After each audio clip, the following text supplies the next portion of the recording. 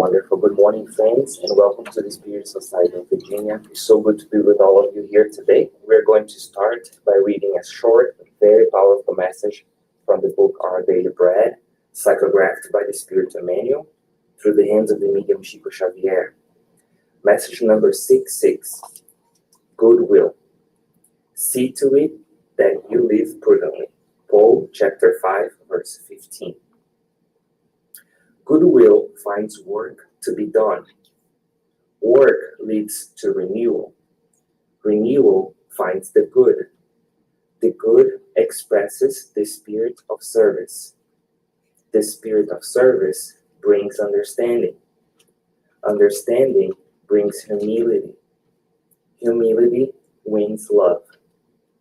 Love leads to self-denial. Self-denial reaches the light. The light promotes self-betterment. Self-betterment sanctifies the individual. The sanctified individual converts the world to God. Proceeding prudently through simple goodwill, the individual reaches the divine kingdom of the light.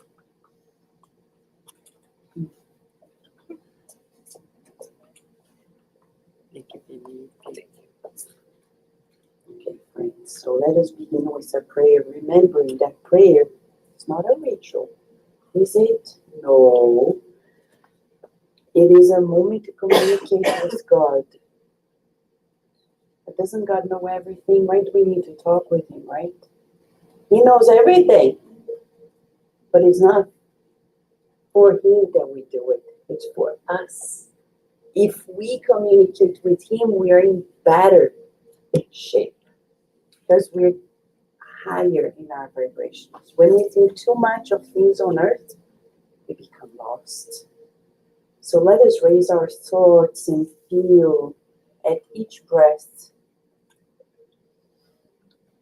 this nourishing air that comes through ourselves. Thank you, God, for giving us life. Thank you for loving us without conditions. And thank you also for the opportunity you grant us to be here in this sacred loving space. We feel the presence of the spirit doctors, nurses, and therapists, and we rejoice for their diligence in caring for each one of us. We pray for those who have their names in the book of prayer. We pray for those who are thinking of committing crimes. May they feel your presence in the singing of a bird, in the caress of a breeze, even in the rays of the hot sun, awakening us to fulfill your loving will.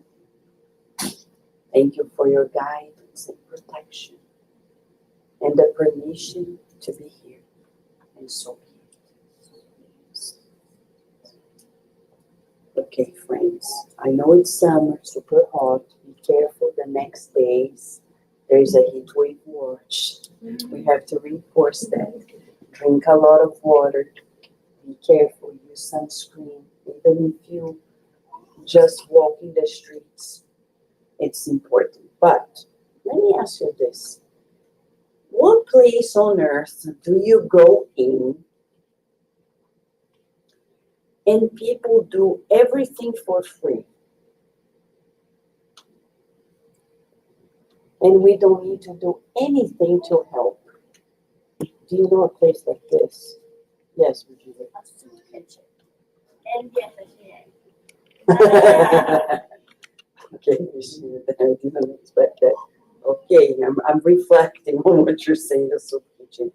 But, yes, a spirit center is free. Apparently. Because there is, for us to be here and receive what we need, for us to be here and also be helping.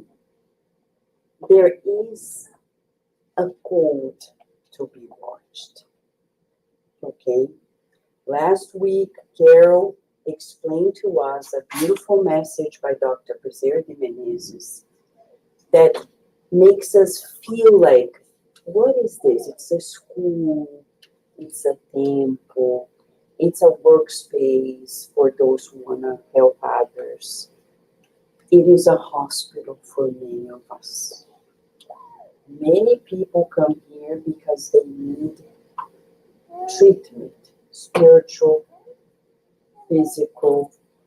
We don't give them physical treatment, but we give them the emotional, spiritual support, which is a big part of it. But we need to align ourselves. So we're using the summertime to remind ourselves of the many messages that wonderful mediums, today's going to be through medium Chico Xavier. Daisy is going to lead us to a beautiful presentation.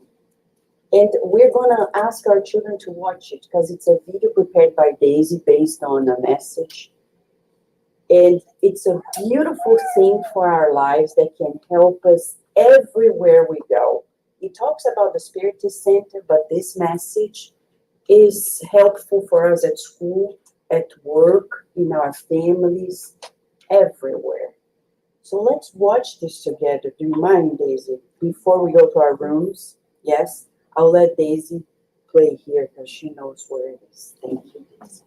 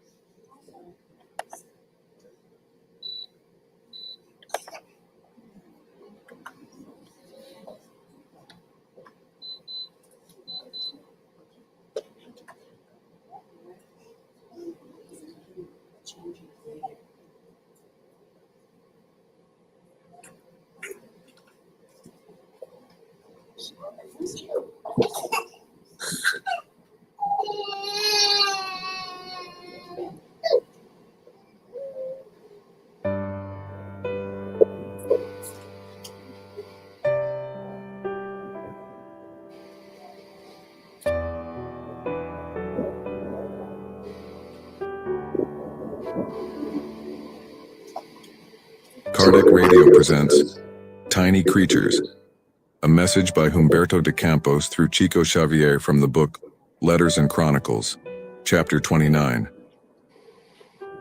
You find yourself exhausted with the internal conflicts of the Spiritist institution, that you have become a devoted server. And now, you are desperate looking for a solution to the problem that is tormenting the old house of faith.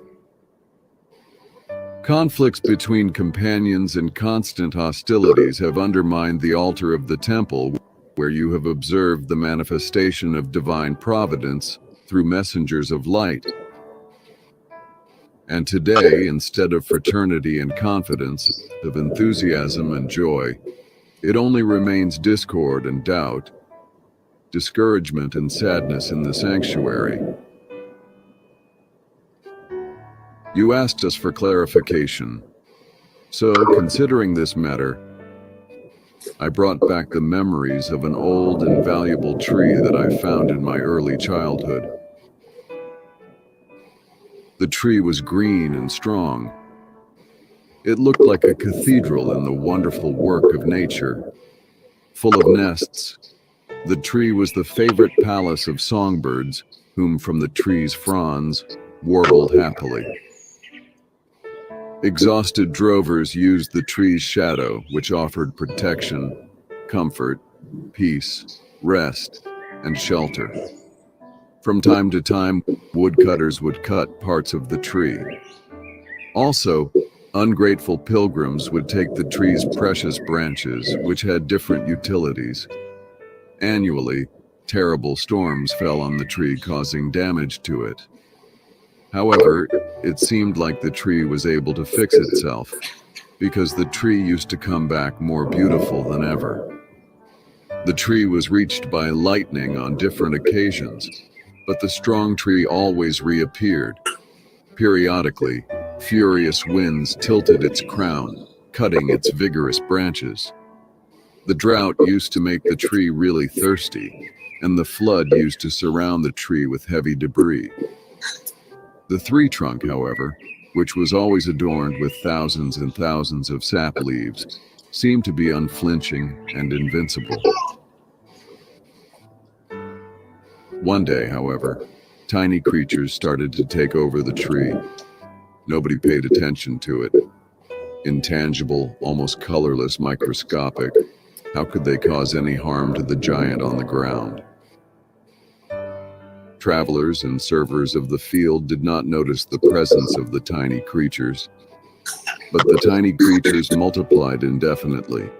They reached its roots and took over the heart of the vigorous tree, devouring it little by little.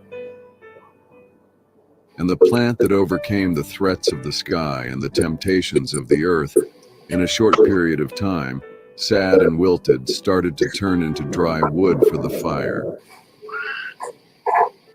So, my friend, the same happens to a lot of respectable associations that do not take precautions against the dangers that do not seem to be important. They are admirable in charity and in the resistance to external scams. They support with heroism and serenity the strange trials and challenges for which they are tested. They are brave before slander and wrong, persecution and public scorn. All of this is done with unalterable patience and indefinable moral strength. However, when visited by the invisible worm of envy or jealousy, misunderstanding or suspicion, they quickly feel disrupted and dismantled, unable to recognize that personal sensitivities are destructive parasites in the best organizations of the spirit.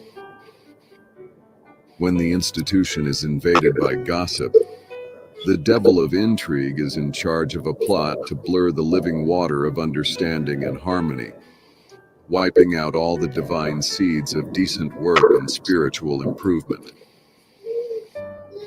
You may ask hopelessly, what to do? In my new condition, I just know one solution: our individual and collective adaptation to the actual practice of the gospel of Christ.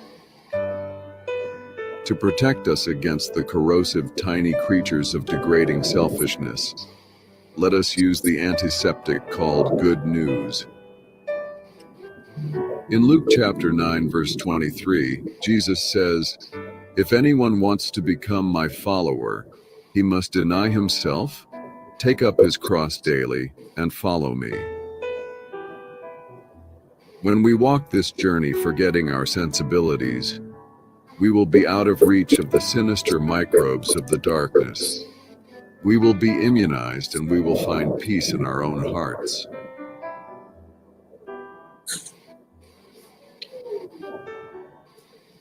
Okay, so this message helps us in every organization, including spiritual centers. Our schools. Why are our schools so difficult, right? Because there is a lot of what we say, gossip, envy, jealousy. We need to put an end to this. And when we talk about, for example, our workplaces, the same. So the message today, Daisy is going to play again. She has a whole program. This was just to give also the teens, the children, an opportunity to know about this message and to remember wherever we go, even in our family group, many of our families are destroyed by gossip, by envy, by jealousy. So we need to conquer those selfishness, the tiny creatures that destroy the most beautiful relationships. Okay? This message came through Chico Xavier, and the breakdown is beautiful for us regarding the Spirit Center, any Spirit Center. We need the help of everybody. Understanding that we come here to be treated, to learn, and to serve. That's it. We make it playful for the children and the teams inside. And that's it. But in the spiritual realm, there is a hospital, and these good spirits are always operating to help everyone. We need to think of the many people who need help and join forces with the good spirits in the Spirit Center to help as well, okay? So Miss Carrie and I will take you guys inside. The babies can also go inside with the parents.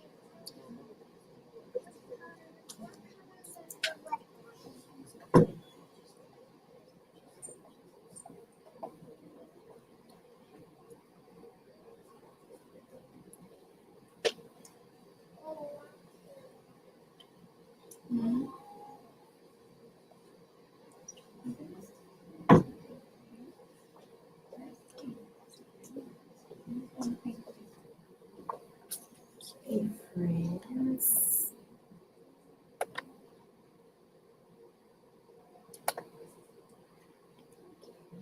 Before we started in our journey today with Humberto de Campos, we want to give everyone a reminder. We're kind of halfway through the summer, maybe we can say, but we have a summer book challenge going on. If you have not seen it, you're seeing for the first time, there's still time. If you have questions, you can come talk to us. But there's a part for adults and a part for children and teens. For the adults, we're reading the book Paul and Stephen, which is an incredible book. It's a book that helps us in so many ways, in so many aspects of our lives. The example of Paul, Stephen, Abigail, and so many other courageous spirits that came right after or together with Jesus and right afterwards. And thanks to them, we're here today. And for the children and teens, we are inside passing episodes of the Superbook and the Superbook Show, which is a great resource for parents, educators, even for the small children. The Superbook has cartoons that talk about Jesus' times, talk about the prophets. So join us in. The deadline is September 8th for those who complete. That would be wonderful challenges. So if you want to receive, we included this in our group, in the WhatsApp, in the email, but if you haven't received it, see us later and we can share with you. Okay, so today we're gonna be studying this deep message that we just heard. We're gonna hear one more time because we need to hear this over and over again. But the question for us, as we are talking about these topics, we're gonna go to the core. Are we loving enough? Or are we loving? Are we fulfilling this duty to love? Because love is a law of God, and God invites us to love. So we don't need to answer this externally to anyone, but let us reflect inside. Are we loving? when we gossip? Are we loving people? When we judge their actions, when we are envious, when we are jealous, when we want to have what others have, or we think we can do things better. We go through our days and we, as we're going to talk today, might not have physical dwelling as we did in previous incarnations, but we're dwelling with people mentally. We're in these mental battles. So today is a healing opportunity for us to go within, to ask ourselves, are we loving? Are we loving enough? Not only the family members, but are we loving our universal family as Jesus taught us to understand? So, to guide us, we will be studying deep this message, Tiny Creatures, by Humberto de Campos. Who was Humberto de Campos? Humberto de Campos was a journalist. He was born in Brazil in 1884 in the north of Brazil, in a place called Maranhão. He moved to the city of Rio de Janeiro. He became a very well-known journalist, writer. He built his career. He didn't become a spiritist while he was here incarnated, but it's incredible to hear his story because he discarnated in 1934, and 3 months later, he was already bringing message through Chico Xavier. That's incredible for us because we know that it doesn't happen like that in a click. First, there's the whole process of discarnating, getting acquainted in the spiritual realm, and then connecting with the medium, having that fluidic affinity to be able to come and bring books like this that they're not in English yet, although we have been bringing many messages from this book. If you read Portuguese, download it on your phone. Here, we use our phones so much for things that are so trivial. Scrolling through social media, watching funny reels, right?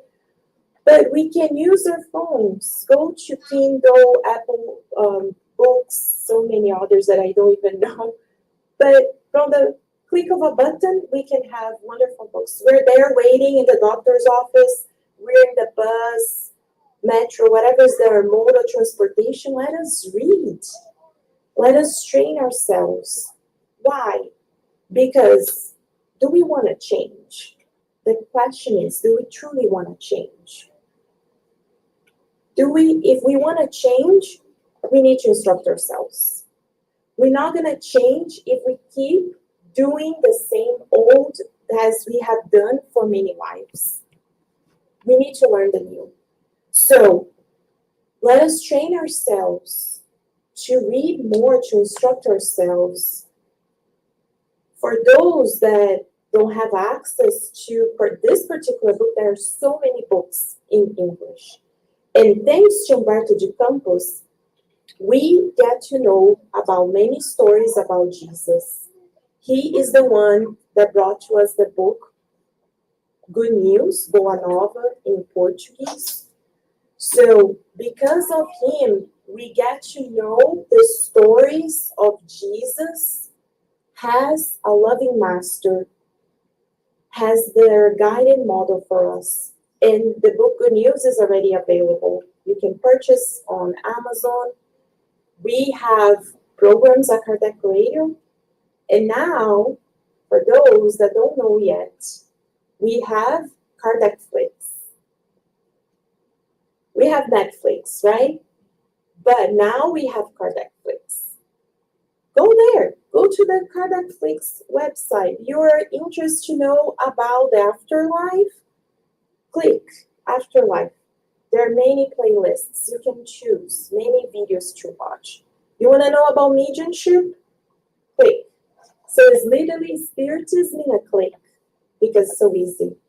So there we have the study of the book Good News by Humberto de Campos, which changed our lives completely. So today, as Vanessa mentioned to us, we're studying this message. Tiny creatures starts with something so small, we don't give a lot of importance to it, but it infiltrates organizations, it infiltrates our relationships, it infiltrates workplaces, business, and when we least realize, things, organizations, relationships, families fall apart. So that's why we need to pay attention in this tiniest thing. So we will play the message again so that we can recap it and go even deeper. Okay? Thank you, Tony.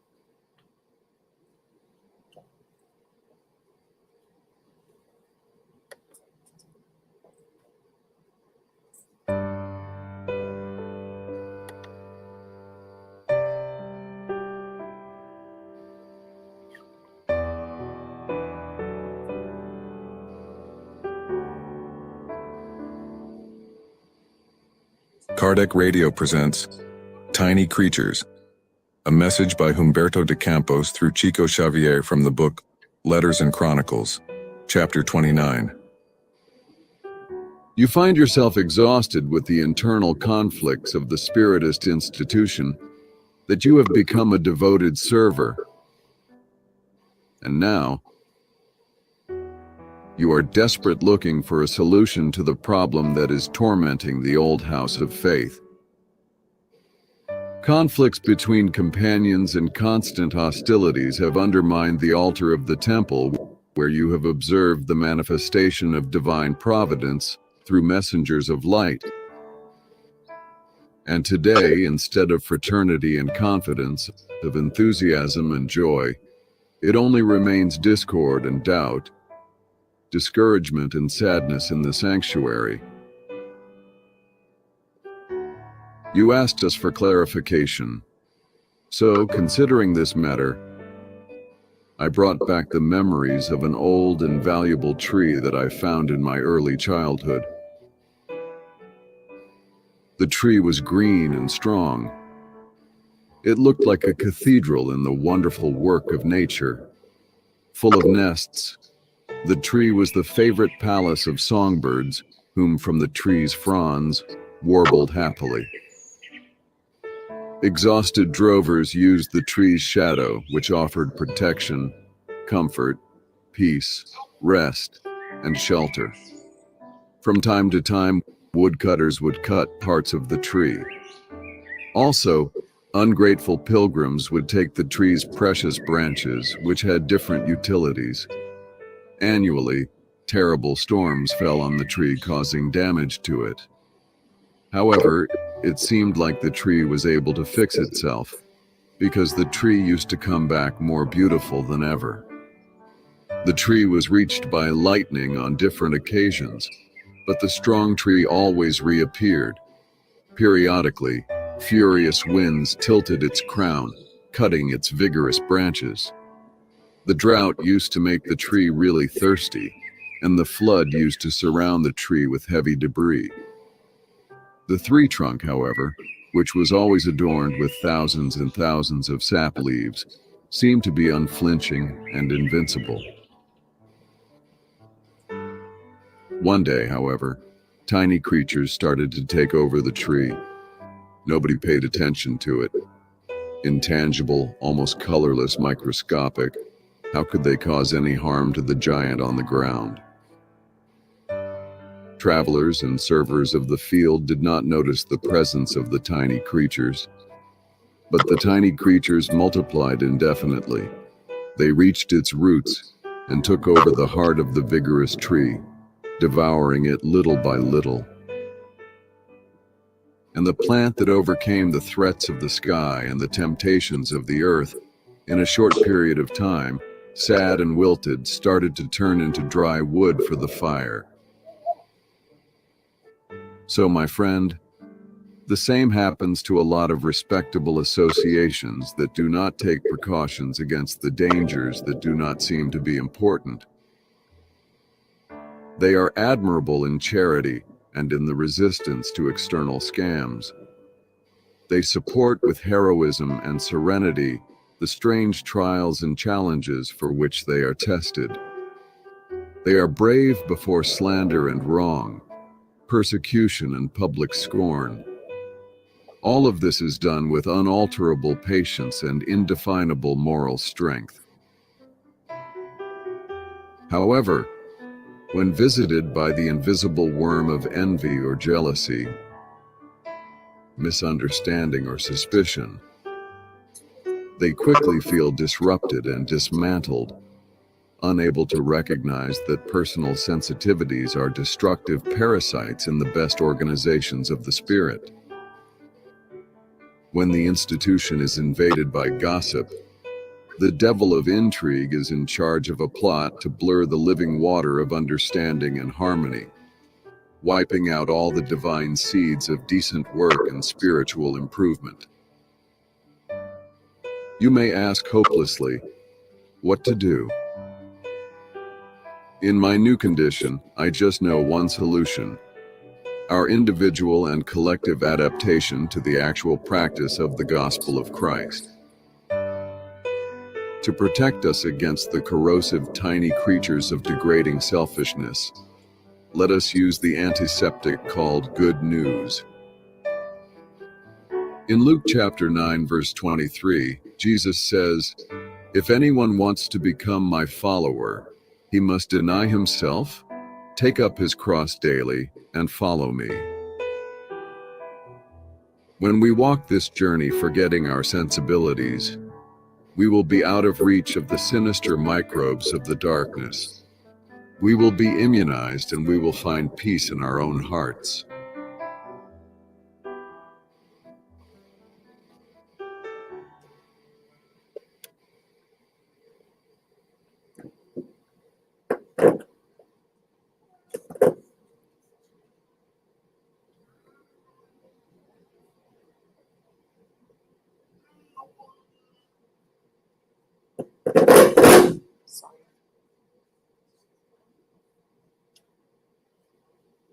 So Humberto de Campos goes to the core of it.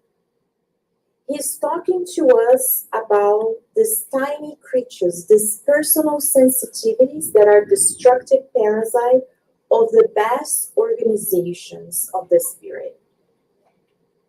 So what is this personal sensitivities? We're gonna bring definitions today to go to the core, because we talk about personal sensitivities, enviness, jealousy. We use those terms in our daily life, but do we truly know what they mean? So let us go there. Personal sensitivities, in Portuguese, melindre. What is it? It's the quality of being easily upset by the things people say or do. Are we easily upset by things people say and do?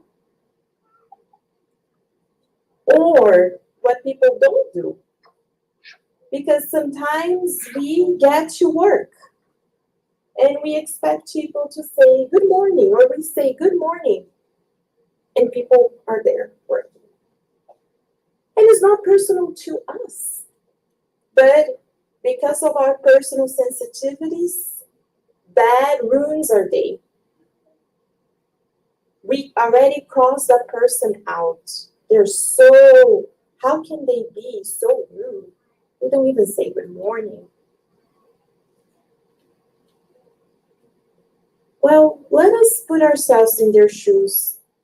Maybe they're so into their work. Maybe they have their minds somewhere else. Maybe they're having very difficult problems in their homes. But we, because of our melindres, our personal sensitivities, we stay in these conflicts. Maybe not verbal, but our mental darts. It's when we call our family members and they talk about, oh, because your sister, your brother, and that person, they're like, but how about me? And then we hang up the phone and we're upset because we're not being seen. So this seems so small, but these personal sensitivities destruct relationships, destruct beautiful organizations like a beautiful Spiritist Center. When we come in, as Vanessa said, and there is order. Everything is free. We don't need to do anything. We just need to sit down. But then people come and they think they can come in and do whatever they want. They can feel like they are at home, not respecting the order. And when the directors put order in the Spiritist centers, so many people, and we're talking about this because it's across the board with so many Spiritist centers. People walk out because of the personal sensitivities. Oh, but I was just trying to help. That's what we usually say, right? But do we know there's an order? It doesn't come from none of us. It comes directly from the governor. Jesus, he assigned mentors and they assigned the orders. But then we go out, same in our workplaces, and then we do what? We stay in this chit chat, talking to people, making comments. Are we helping? We're not helping. Not only we're not helping, but we're being these tiny creatures. We're infiltrating organizations, relationships, places, and we're eating the hungry thing, which can destroy a whole beautiful tree. So the question for all of us, we're going to have therapeutic questions throughout. Let us rate from 0, not being sensitive at all, to 10, to be super sensitive. People look at you already, oh, they don't like me. But why? They didn't say anything. Oh, but they're just the way they looked at me. We don't need to. Let us reflect. Whatever number comes to your mind, put there. 9, 8, 5, 3, whatever it is. Why are we doing this exercise? We've been doing this exercise on Fridays, today, because we need to know ourselves. We're not going to change if we don't know ourselves. It is hard to pick up the spotlight and turn to us. It's very easy to point fingers to others because they are this, they are that, they did this, they said that. But when we turn it to ourselves, it's hard because we see this darkness inside of us. But that's why we're here. That's why we reincarnated, to do that. If not, we're going to continue reincarnating, and things will never change because we're just repeating the same patterns that we did in the past. So the first step is for us to study ourselves and to know. We don't need to be shy. Our mentors already know. So this is for our own study. So then, Humberto de Campos says, envy comes. What is envy? Envy is to wish that we had or were something that another person has or is. So let us give concrete examples. What is? Do we feel the need that we need to travel, buy a car, buy a house, a particular clothing, because someone else have it? So a friend comes with a brand new car, and in the outside we're like, oh, it's so beautiful. But then deep inside we're like, maybe I should be changing my car too. Interesting. And then we go home and we spend hours looking for cars, searching the internet. And that's how people make decisions in lives, with houses. Oh, so-and-so traveled to that place. Oh, but, and then they ask you, oh, you're traveling this summer, right? The most asked question. Where are you traveling this summer?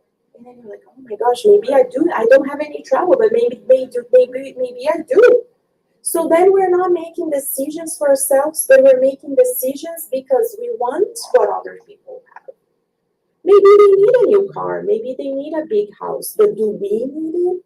Does God want us to have that house or that car?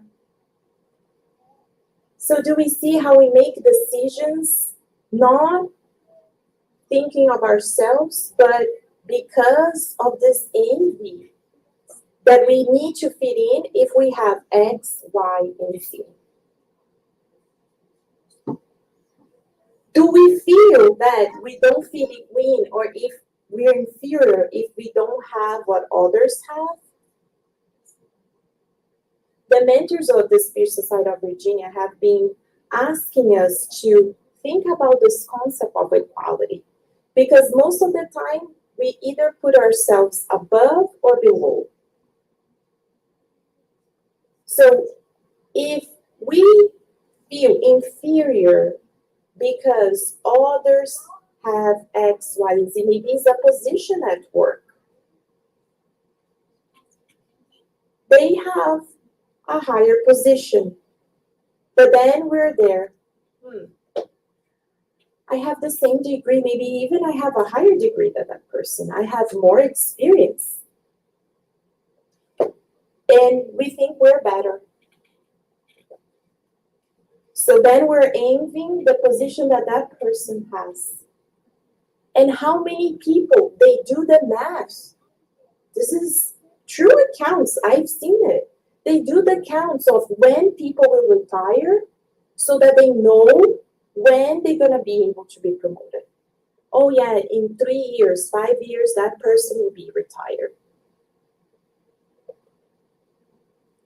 But what if God doesn't want you to have that position? You have a particular role. Instead of focusing on what we have now, we stay in this pattern, ambitioning things that we should not have. Same thing in a spirit center. We come in, we start studying, and then we think, oh, but I want to be giving the classes. I want to be doing the talks. And then instead of sitting down and helping with our vibrations, we are looking at people and ambitioning their roles. Is that why we come to the Spirit Center? To say that we do X, Y, and Z, or we come in to help? Because there are many things for us to help, but no one wants the things that no one sees. There are so many things that happen behind the scenes. We got in, everything is clean, organized, beautiful, smells so great. But someone had to come in, someone had to clean, someone is paying the bills. But then we come in and we still, instead of thanking God for this blessed center on earth, we, because of our envy, we are ambitioning things and creating these duels inside our minds with people. So, from a scale from 0 to 10, in our lives, How envious are we? Not envious at all, or super envious? To the point that we are making decisions in our lives not based on what God wants us for us, but from the pride and selfishness inside of us.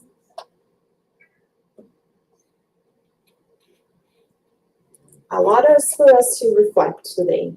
Let us go to the next, jealousy. Envy and jealousy, they walk hand in hand. But there's a twist to jealousy, because jealousy is not only that we want what others have, but we feel that unhappiness or that dissatisfaction, that anger that someone has something that we want. So, do we rejoice with other people's happiness, or do we feel something is missing in our lives? A family member comes and they're so happy. Yes, maybe they accomplish, something that they've been working on. Yeah, maybe they did buy that house that they really want. But are we truly happy for them? Or deep inside, we feel, they have it and I don't. So then we hang up the phone. Instead of being happy, we are there. And then what we do, we turn to the other relative and say, did you see? How come? They bought that house. They didn't talk to me. I didn't know about it.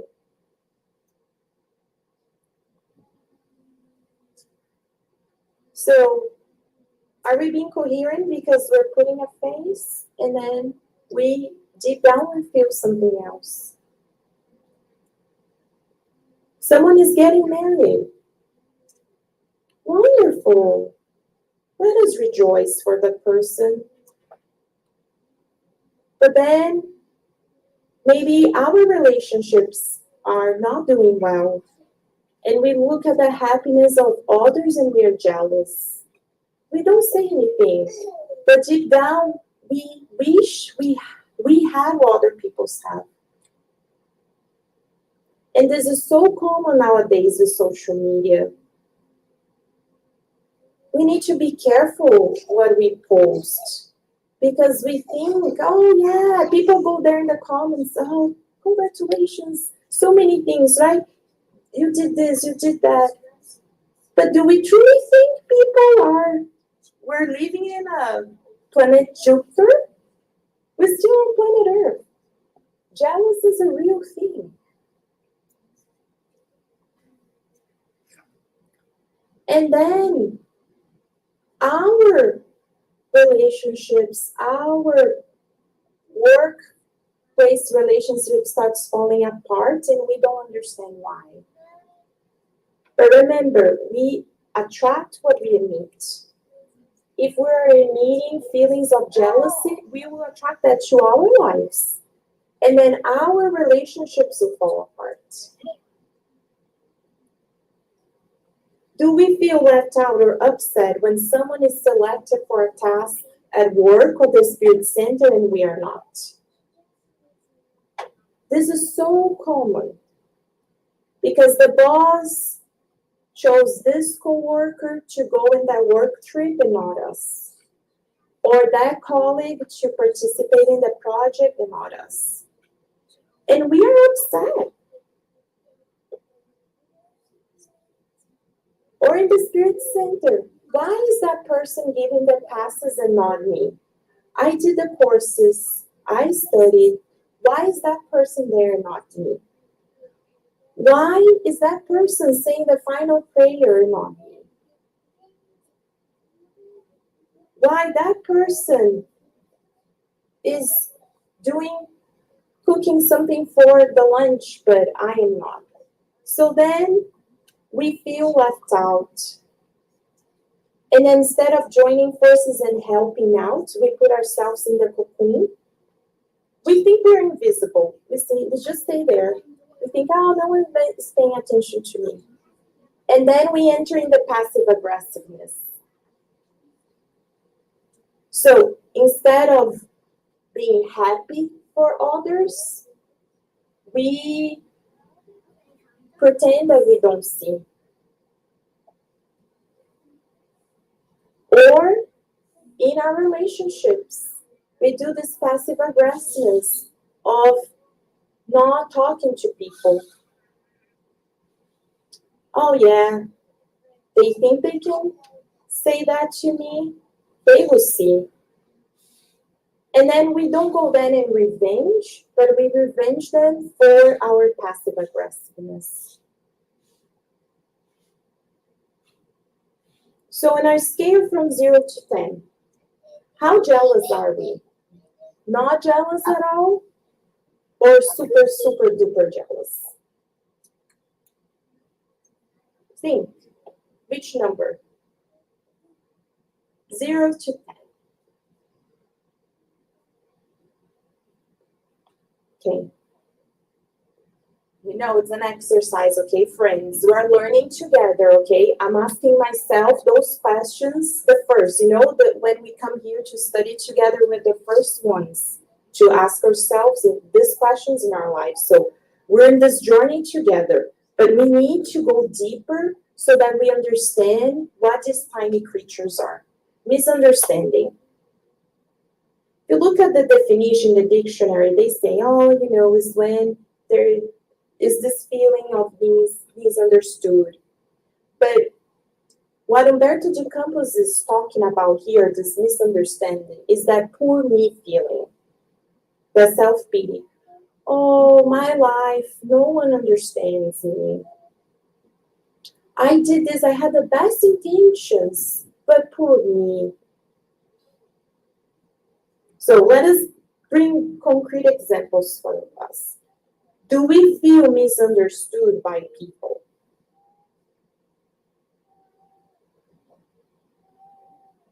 And we think this is so small, right? We go home and we say, I feel people don't understand me.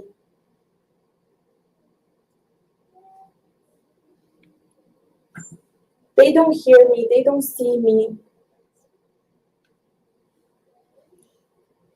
The world is against me. That's what people think. That's what we think, right?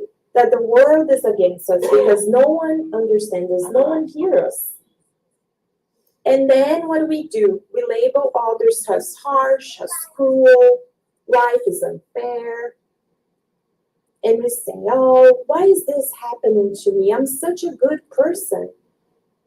I don't kill, I don't steal, I do my work.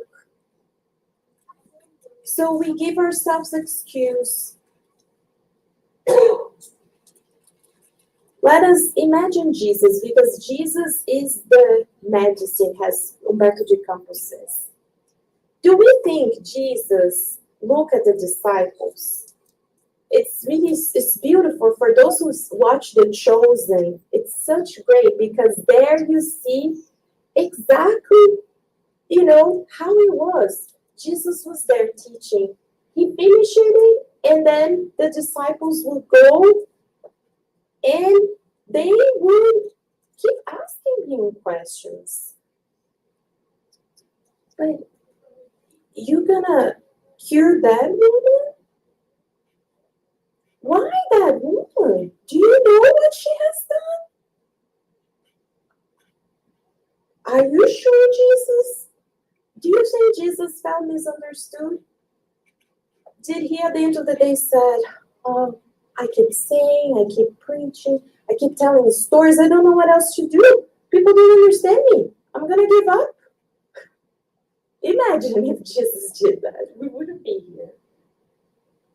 So, is that personal sensitivities inside of us? Is that child? Psychology explains we have a child, we have an adult, and then we have the parent inside of us. The child mode is this poor me feeling, this victimization. We want to be seen. We want to be cared for.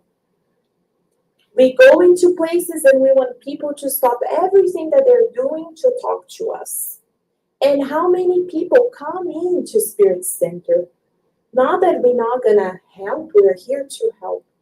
But there are many other people to see.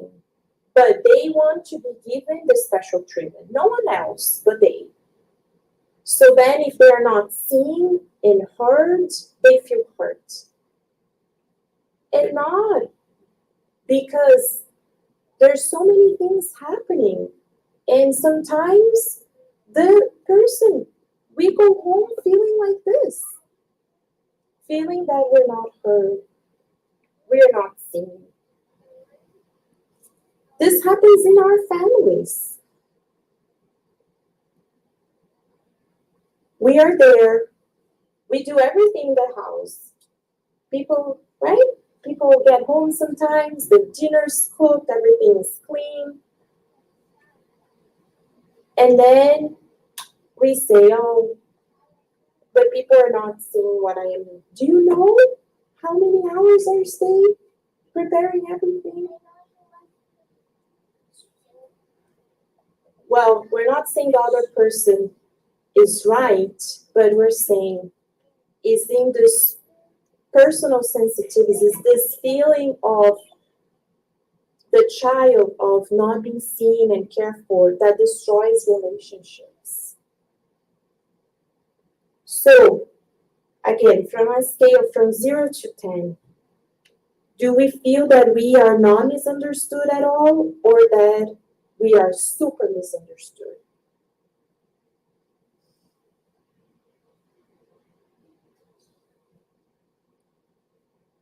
Let us reflect. And then Humberto de Campos talks about suspicion.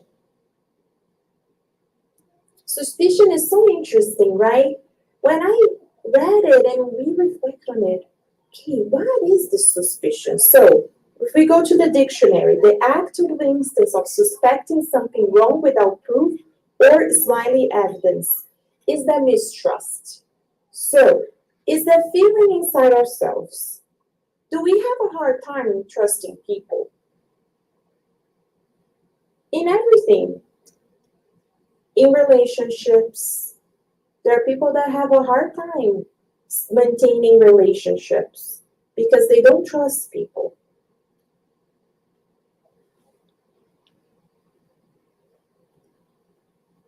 Do we feel that someone is always going to take advantage of us or the situation?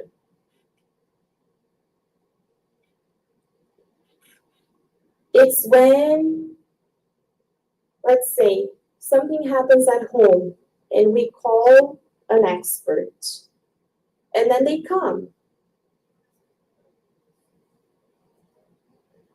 And then we're always suspicious. You're like, I don't know if I trust them. I think they're trying to do something new. They're trying to take advantage of us. So we're always having this hard time trusting people. When did that comes from? Inside of us, we have plugs. So if we have a hard time trusting people, that means that deep inside is because we ourselves are not trustworthy. It's hard. I know it's hard. But in the course of the spiritual being that we've been studying, the truth is that plug inside of us. So if we want to go deeper, we need to see where in my life I'm not being trustworthy, so that I can not only attract people that are trustworthy, but work on these trusting issues with others. Are we always second guessing if people are telling the truth? We see this happen every day. And we ourselves, we see people on the streets asking for money. And we look at them, and then we look at their clothes, and then we say, that person they don't need it. Look at them. They're dressed so nicely. Do we truly know what people are going through? If they were having an easy time, if they didn't need it, would they really be on the streets? Oh, Daisy, but they're gonna use that money for drugs, for alcohol. Well, that's on them, as Mother Teresa said. What we do is between us and God. What they do is between them and God. But what if that $1 or $5 or whatever we have, maybe a meal that we have that we can give them, is gonna help them get through that day? We don't know. But do we give, and most of the time we give, but then we have that thought inside of us. I don't think they really need it. Or we give and seek out. They're gonna use that. I know what they're gonna do. They're gonna go and buy alcohol and drugs. So, and this happens in our families too. People come and they say they need help, and then we second guess them.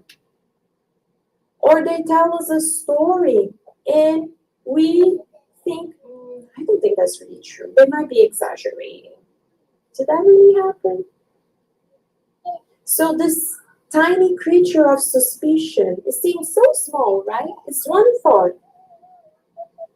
But that one thought, as Emmanuel in the book, Thought and Life tells us, every thought has an electromagnetic charge. We're putting the thought out.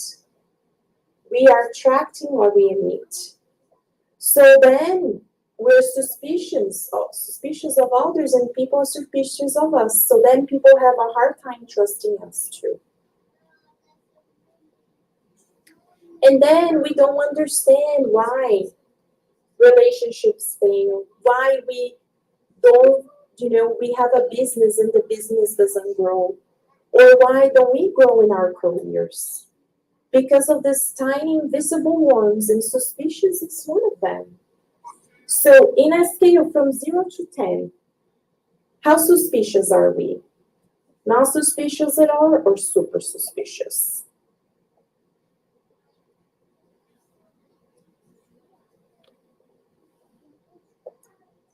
And then Humberto de Campos comes and says, oh, gossip. Gossip is so interesting. It's these conversations and reports about people's private lives that might be unkind, disapproving, or not true. But we might say, no, I don't gossip. But let us see. Do we spend hours discussing and judging people's lives and decisions? Oh my gosh, where do we hide? But we think we're just talking, right? Did you see what happened with that family member? We think we're talking, and we're like, oh, and then we say, oh, but let us pray for that person. But we spend hours talking about that, and then at the end we think we can solve everything. Say, oh, but let's pray for them. So, of course, if someone has a problem, they come to us, right? We talk to them. But is that morbid, as we talked on Friday for those who hear, this morbid disposition of keep talking about people's lives? And then as we shared also on Friday, maybe a conversation of 40 minutes will be 5 minutes because we remove everything else that we're talking about people. Oh yeah, we go home, we come to the Spirit Center, we go home, and then we say, oh, did you see that person? Did you see what happened? Did you see what they did? So then we leave here with the vibration so high, but as the moment that we cross that door, our vibrations plunge. Because the spirits that wants to destroy organizations and relationships, they love gossiping. And they come and they whisper in our ears. Did you see that person?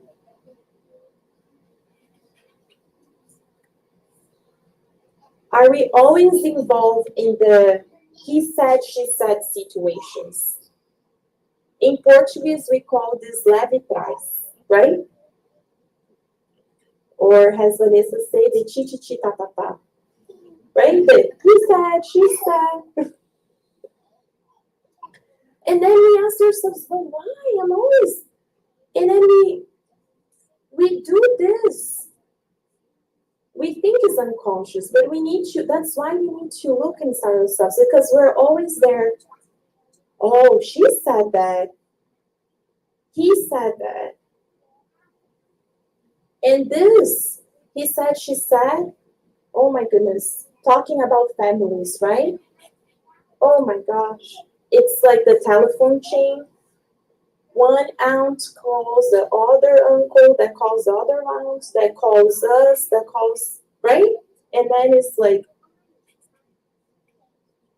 it's when you do the telephone with the children, then you start with one word, and then at the end is something completely different, right?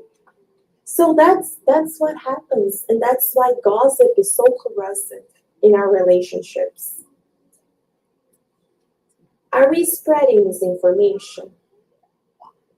Elections are coming up. We know misinformation can destroy countries, can destroy organizations, can destroy relationships. So someone comes, call you and say, did you see that X, Y, and Z happened? Like, really? And then we stop and we think, okay, before, let's stop with me, right? Go there. See. And we're so easily nowadays in our social media, we just need to click the button share, and that's how misinformation gets shared so much. Because people are sharing and sharing, and they don't even know if it's true.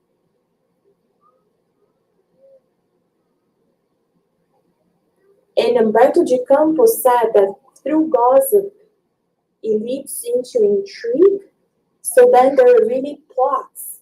And that's how the spirits who accompany us, that don't want us to evolve, don't want us to be helped, don't want organizations like the spiritist centers around the world to help people.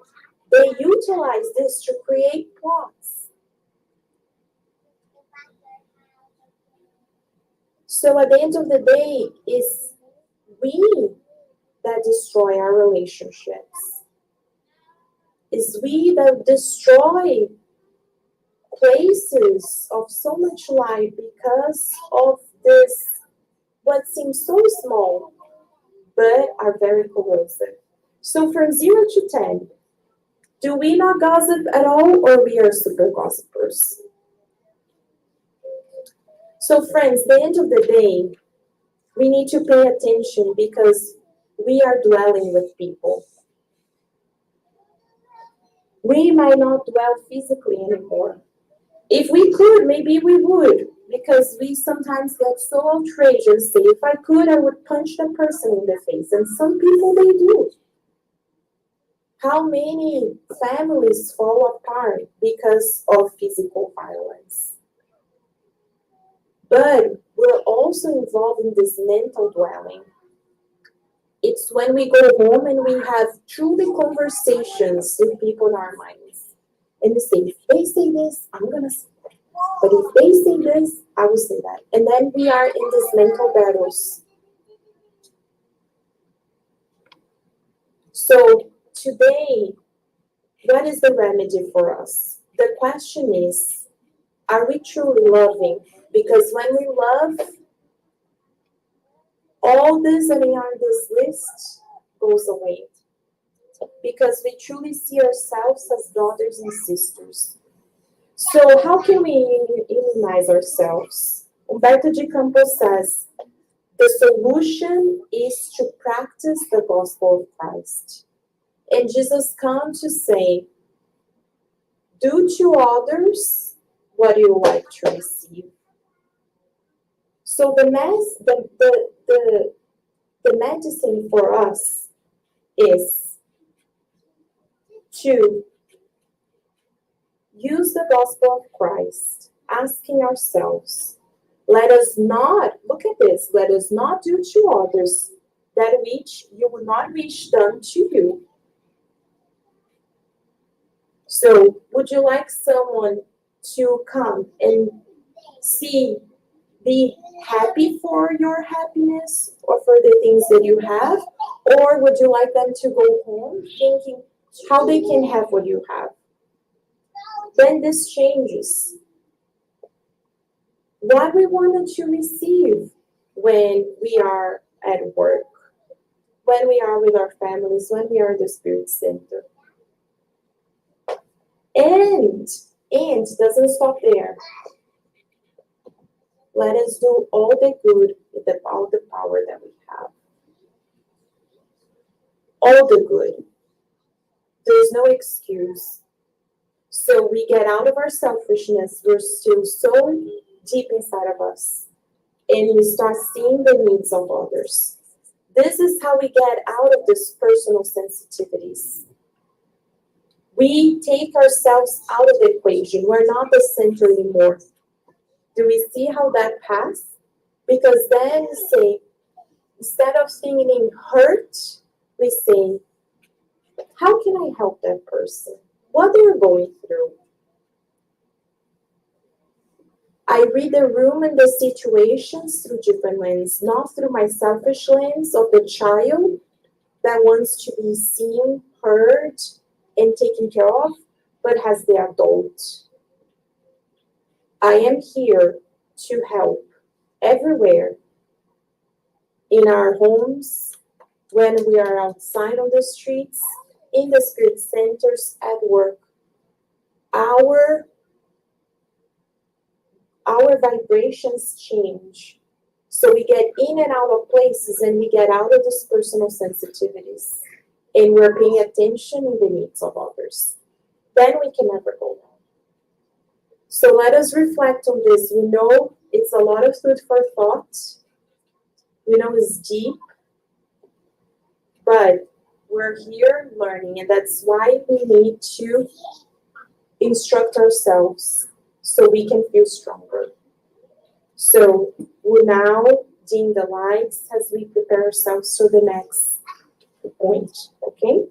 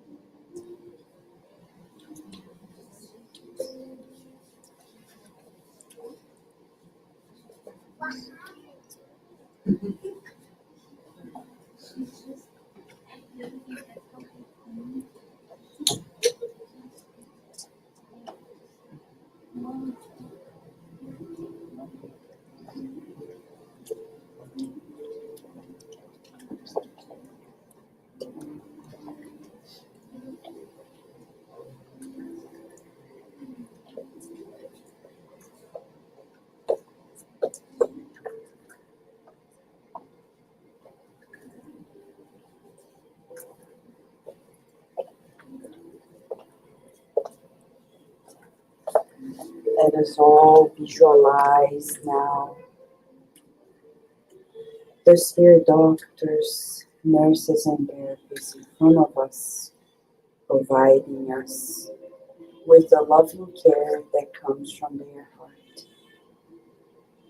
providing us with the nourishment for the mind and the hearts.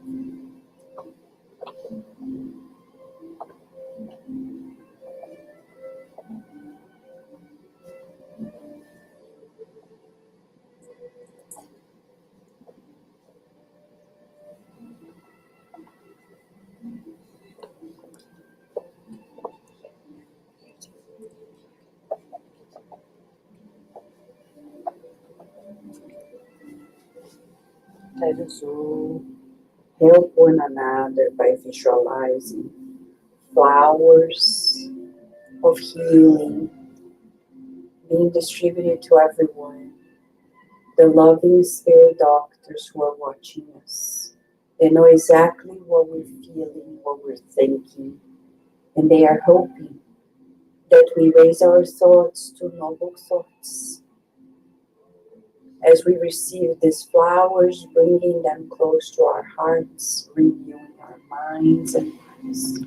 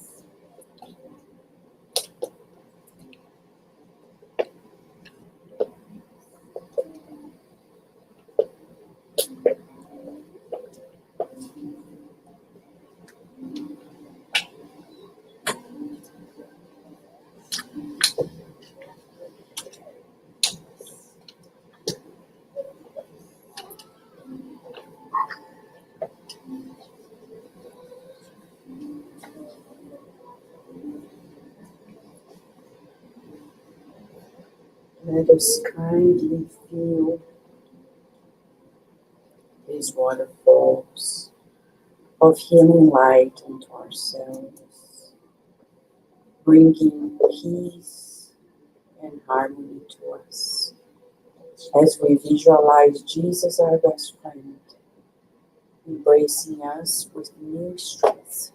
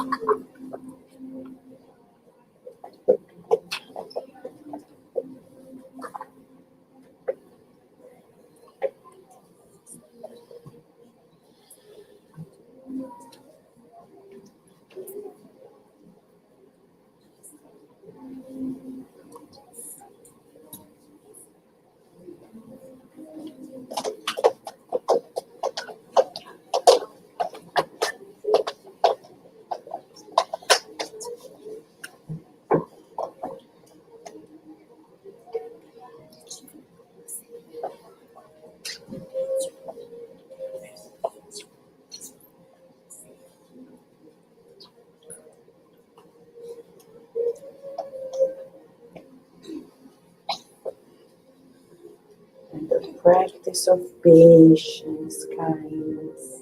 Let us visualize Jesus, our best friend, in front of us, delivering the energy medicine that we need for the mind and the bodies to strengthen us.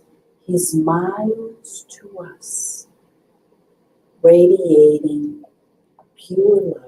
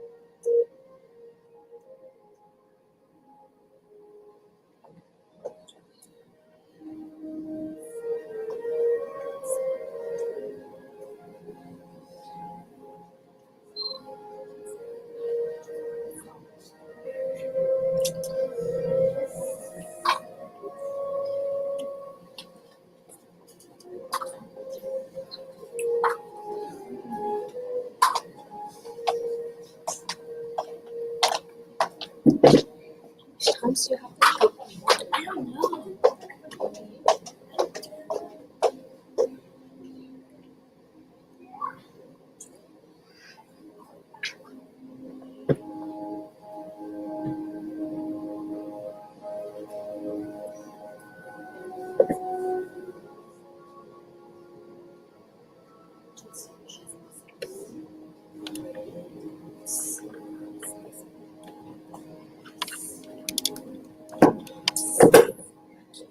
Você senta aqui com a vista.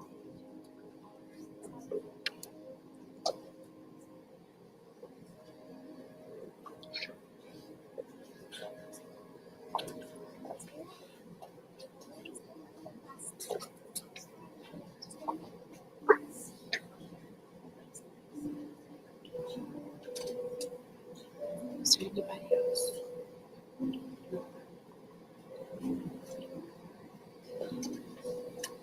Let us all together visualize our Mother Mary the beloved Spirit that cares for all of us on earth. Her beautiful face, her loving heart, sweetening our lives with her presence, placing on us a robe of protection, making us feel deeply loved and cared for. Let us express our gratitude as we feel this moment.